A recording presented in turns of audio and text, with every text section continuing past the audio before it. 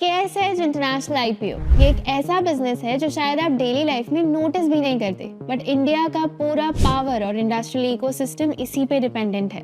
ये story wires की नहीं है, ये स्टोरी है बैकबोन की।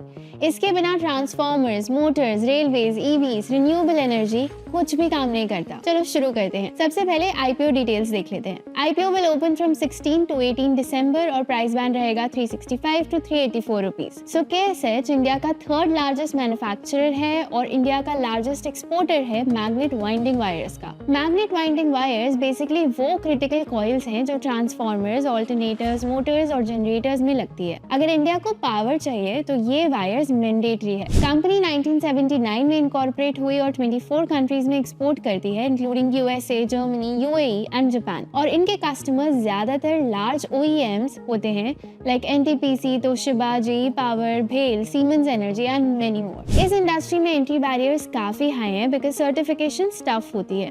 कस्टमर मिशन क्रिटिकल इंडस्ट्रीज के होते हैं और क्वालिफिकेशन साइकिल्स लंबे होते हैं। फाइनेंशियल्स देखें तो लास्ट एक साल में कंपनी ने रेवेन्यू को 39% और प्रॉफिट को 82% से ग्रो किया है।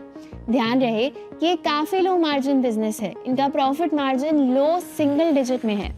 कंपनी का 75% revenue specialised magnet winding wire से आता है। ये high tech, high precision product है जिनको रिप्लेस करना मुश्किल होता है। इंडस्ट्री अच्छी ग्रो कर रही है because power demand, transformer demand, EV demand and renewable energy investment aggressively बढ़ रहे हैं। अब इस IPO के रिस्क भी देख लेते हैं। First, customer concentration risk. ये कंपनी टॉप 10 कस्टमर से 53% रेवेन्यू कमाती है, मतलब आधा बिजनेस कुछ सिलेक्टेड क्लाइंट से आता है। अगर इनमें से कोई भी बड़ा क्लाइंट डिमांड रिड्यूस करे या स्विच करे तो इम्पैक्ट सिग्निफिकेंट हो सकता है। Second, supplier concentration risk. Company के top 10 suppliers raw material cost का ऑलमोस्ट 98% कंट्रीब्यूट करते हैं। ये इंडस्ट्री का नेचर है because copper and aluminium commodity based inputs होते हैं और इनके सप्लायर काफी कॉन्सेंट्रेटेड होते हैं। अगर कंपनी का वैल्यूएशन देखें तो कंपनी का पे 32 टाइम्स है जो लिस्टेड पीयर्स के कंपैरिजन में कम है, लेकिन इनके पीयर्स का रेवेन्यू भी हायर है।